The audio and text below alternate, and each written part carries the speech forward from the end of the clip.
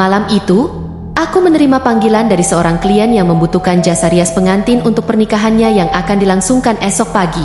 Karena acara pernikahan dimulai sangat pagi, aku diminta untuk datang ke lokasi pada pukul 1 dini hari agar bisa mulai merias tepat waktu. Aku tahu itu akan menjadi malam yang panjang, tapi sebagai perias pengantin profesional, aku harus siap kapanpun dan dimanapun dibutuhkan. Perjalanan dimulai dengan lancar.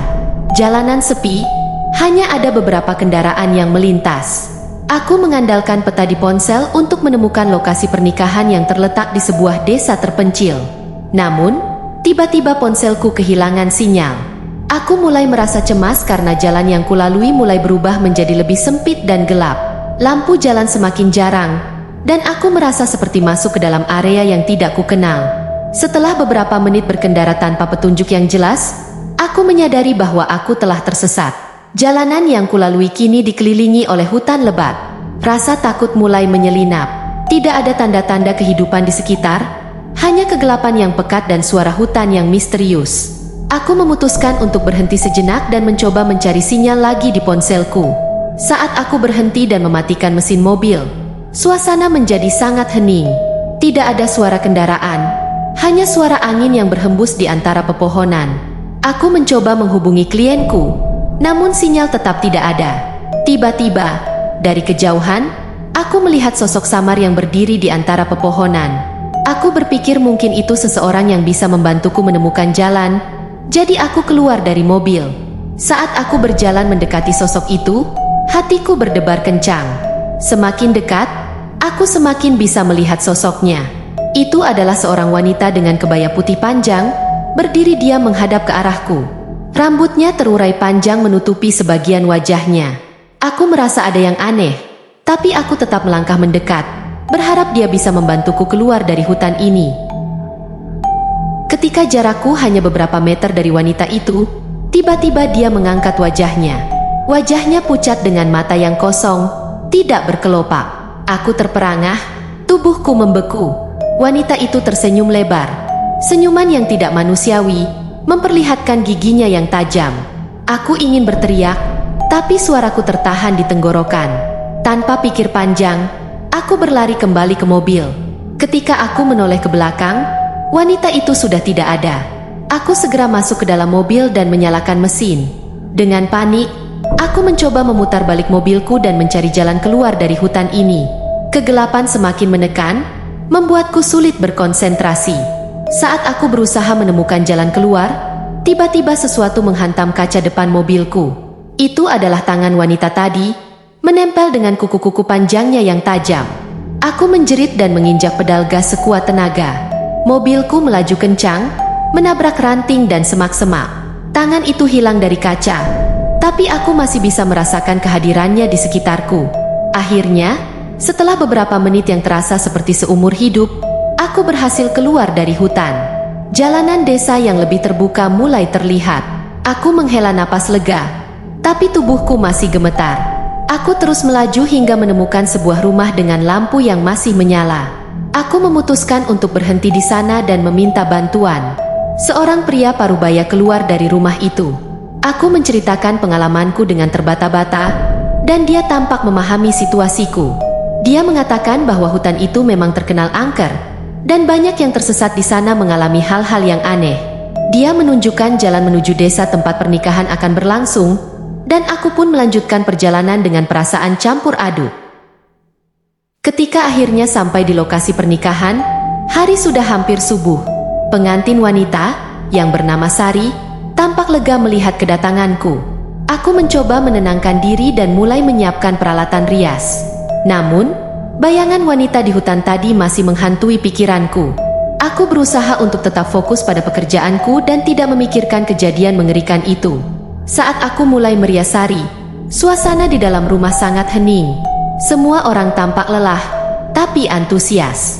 Namun, aku merasa ada sesuatu yang tidak beres. Setiap kali aku melihat cermin, aku merasa ada bayangan wanita di kebaya putih yang berdiri di belakangku. Ketika aku menoleh, tidak ada siapa-siapa di sana. Rasa takut mulai kembali menyergap. Aku berusaha tetap tenang dan fokus pada pekerjaanku. Tapi semakin lama, semakin sering bayangan wanita itu muncul di cermin. Aku berusaha mengabaikannya, tapi sulit untuk tidak merasa terancam. Aku mulai membaca doa-doa dalam hati agar bisa melanjutkan pekerjaanku tanpa gangguan. Saat aku sedang merapikan riasan mata Sari, tiba-tiba cermin di depanku retak. Semua orang di dalam ruangan terkejut. Sari menatapku dengan mata lebar, tanpa ketakutan. Aku mencoba menenangkan dirinya dan mengatakan bahwa itu hanya kecelakaan. Namun, dalam hati aku tahu bahwa ini bukan kecelakaan biasa. Setelah cermin retak, suasana semakin mencekam. Aku bisa merasakan kehadiran yang tidak terlihat, mengawasi setiap gerakanku. Saat aku melanjutkan riasan, tiba-tiba lampu di ruangan itu berkedip-kedip. Sari mulai menangis dan memeluk ibunya. Aku mencoba menyelesaikan riasan secepat mungkin, merasa bahwa waktu adalah musuhku saat ini. Tiba-tiba, dari sudut ruangan, aku melihat sosok wanita berkebaya putih itu lagi. Kali ini dia lebih dekat. Hampir bisa kurasakan nafasnya. Wajahnya yang pucat dan mata kosongnya menatap langsung ke arahku. Aku merasa seolah tubuhku terkunci, tidak bisa bergerak atau berbicara. Hanya bisa memandang sosok itu dengan rasa takut yang luar biasa. Sari yang masih menangis tiba-tiba terdiam. Matanya berubah kosong dan bibirnya mengucapkan kata-kata dalam bahasa yang tidak ku mengerti. Suaranya berubah menjadi berat dan seram. Semua orang di ruangan itu panik. Aku tahu bahwa Sari telah dirasuki oleh entitas yang sama yang menghantui diriku sejak di hutan. Ibu Sari berteriak memanggil nama anaknya, tapi Sari tidak merespon. Dia terus berbicara dengan suara yang bukan miliknya. Aku mencoba mendekati Sari, tapi tiba-tiba tubuhnya menggeliat dan dia berteriak dengan suara yang mengerikan. Semua orang berusaha menenangkan Sari, tapi tidak ada yang berhasil. Aku ingat ada seorang dukun di desa ini yang dikenal bisa mengusir roh jahat. Dengan cepat, salah satu anggota keluarga Sari berlari keluar untuk memanggil dukun tersebut. Aku hanya bisa berdiri di sana, merasa tak berdaya melihat pengantin wanita yang seharusnya bahagia, kini dirasuki oleh roh jahat. Tidak lama kemudian, dukun itu datang dengan membawa berbagai macam peralatan dan ramuan. Dia mulai mengucapkan mantra-mantra, berusaha mengusir roh yang merasuki tubuh Sari. Suasana semakin mencekam, dan aku bisa merasakan energi negatif yang memenuhi ruangan itu. Aku berdoa dalam hati agar semuanya segera berakhir. Dukun itu memercikan air suci ke arah Sari, dan tiba-tiba Sari menjerit dengan suara yang sangat nyaring. Tubuhnya menggeliat-geliat seolah mencoba melawan kekuatan yang tidak terlihat. Setelah beberapa saat yang menegangkan, akhirnya Sari terdiam dan jatuh pingsan.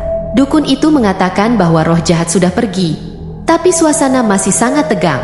Setelah Sari sadar kembali, dia tampak sangat lelah dan bingung. Keluarganya segera memeluknya dan berusaha menenangkannya. Aku merasa lega karena akhirnya semua sudah berakhir.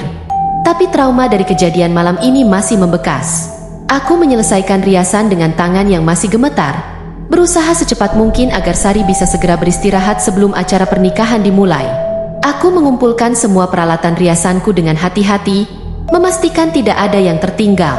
Saat aku bersiap untuk meninggalkan ruangan, aku merasa ada yang memperhatikanku. Aku menoleh, dan untuk sesaat, aku melihat bayangan wanita berkebaya putih di sudut ruangan, lalu menghilang. Dengan langkah tergesa-gesa, aku keluar dari rumah itu. Udara pagi yang sejuk menyambutku, sedikit membantu meredakan ketegangan yang kurasakan. Aku memutuskan untuk tidak kembali melewati hutan saat pulang nanti. Rasa takut dan trauma masih menghantui pikiranku.